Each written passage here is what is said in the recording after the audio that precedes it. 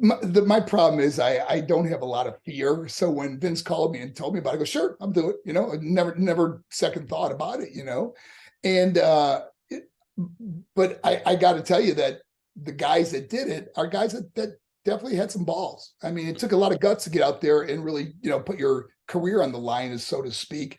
And a lot of the top guys, they wouldn't be caught dead trying to be in a real fight or a real brawl for all or something like that.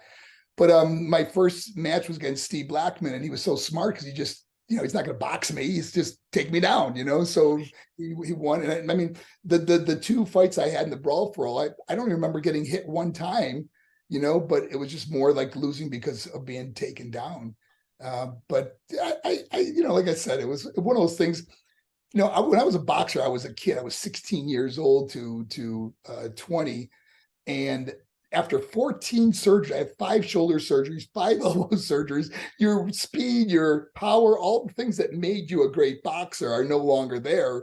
But in your mind, you're still believing, I can do this. Yeah, of course. But again, it's one of those things where you just look back on life and go, I had the guts to do it. Right. And I think in 100 years, when people are still talking about professional wrestling, the brawl for all will still be brought up as one of those, like, I liked it, but I was confused by it. Not a good idea. And it hurt a lot of guys' careers. Yeah. It exposed a lot. And, when you have predetermined endings and all of a sudden you have some of the guys that are recognized as some of the toughest, baddest people on the planet getting knocked out or hurt. It's like, whoa, this is weird to see this, This was my idol growing up, and seeing one of the toughest guys in the world get demolished.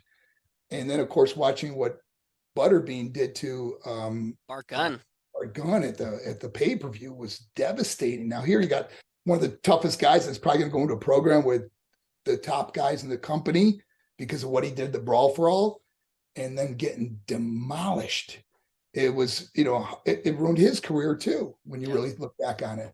And like that could have been a really big moment for Mark Gunn. He wins the brawl for all. Cool. Now you protect him. Now you make him make him like this boxer wrestler, like you were doing as Marvelous Marc Mero.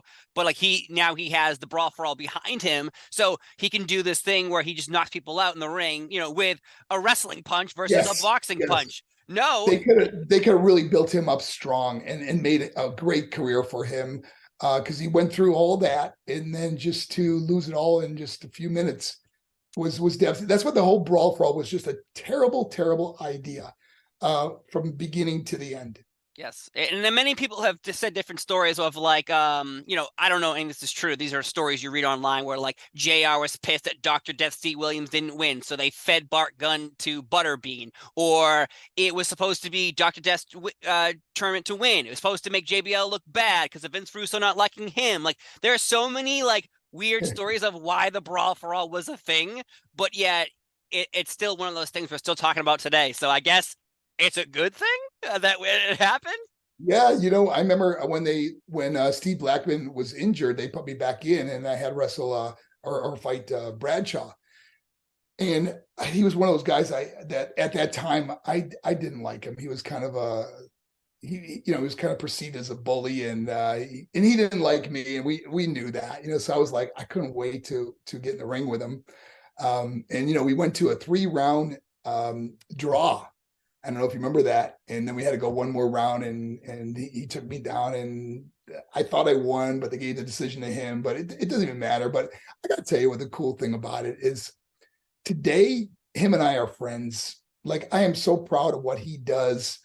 With I think it's Haiti that he's helped so many kids. I'm not sure if that's correct. It's one of those third world countries that he has brought drinking water and things to help other people. But he's just got a big heart for helping others, and he knows what I do.